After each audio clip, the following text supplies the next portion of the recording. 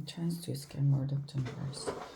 The last night I attend the wedding of News International chief executive of the ceremony took place privately at a country I stood next to the president.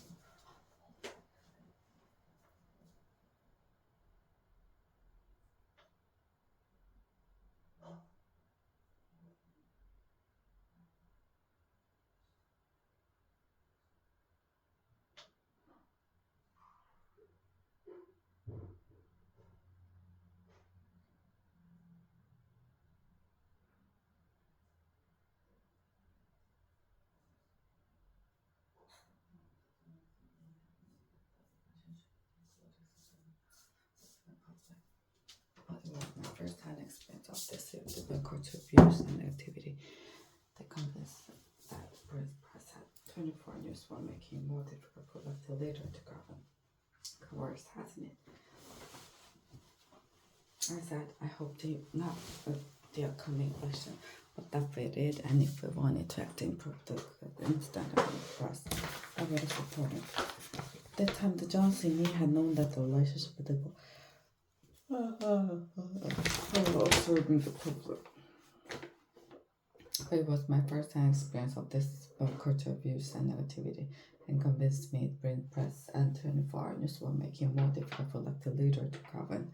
It's got worse, hasn't it? He said. I replied that he would be a much stronger prime minister were he to take off his not feeling he owed anything to the big media groups.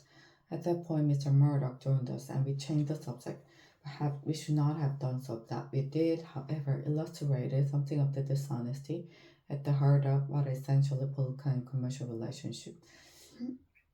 It is not easy what Ed Miliband had Labour leader did last week, make himself an enemy of some of the media's most powerful forces. He was right that Labour got too close to News International, but he was also right that given the media bias against it, he knew why we tried to level the playing field. In my own defense, as my diary shows, argued for some years with Tony Blair that we needed to act on the culture of our media. At one point, he tipped me off, asking that I not make reviews so obvious in front of Mr. Murdoch, his son James, and Lessington, then chief executive of News International.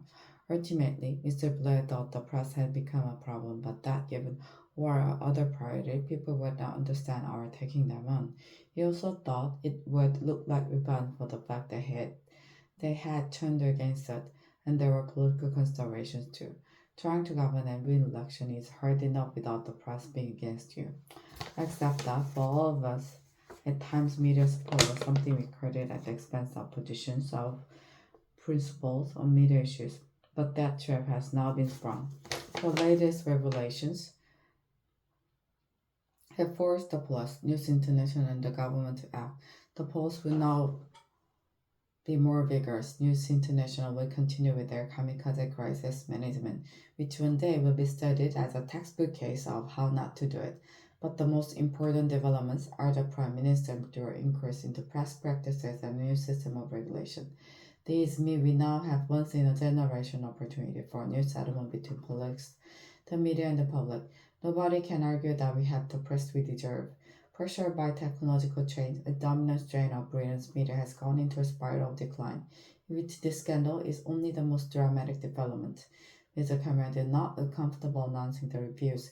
He has personal relationship at stake, and given he hired Andy Curson as his communications director, his judgment is true. Already the backlash from part of British press has begun as they seek to maintain that anything but two slopes of regulation is unsolved on the free press. But Mr. Cameron must stand back from all that and ask himself what is the right thing to do. He did some of it last Friday. The judicial inquiry should be far-reaching. The news of the wall is far from alone the use of devious and illegal practices and is widely ignored from the Information Commission I've shown. Part of British media reminds me of the trade union before Mrs. Thatcher. They feel untouchable. As I say above, Labour could and should have done more to deal with the Pharaoh beast. But just as the MP's expensive scandal emerged from the failure of Mrs. Thatcher's government to tackle MP salaries, through the system by which she showered honours on editors and owners, a practice to which we put an end with a rule that no serving editor could be honoured. means you to have something to answer for. Whatever the past, it is Mr. Cameron who must lead the country to a better place. Mr. Miliband has shown himself capable of playing a good crucial part, and so should the public. Ultimately, political debate will only improve if the public wanted to. If they channel the anger of a recent event into an assessment of what kind of paper they read, whether they really want to live on a diet of celebrity, trivia, and negativity and abuse, to coin a phrase, we are all in this together.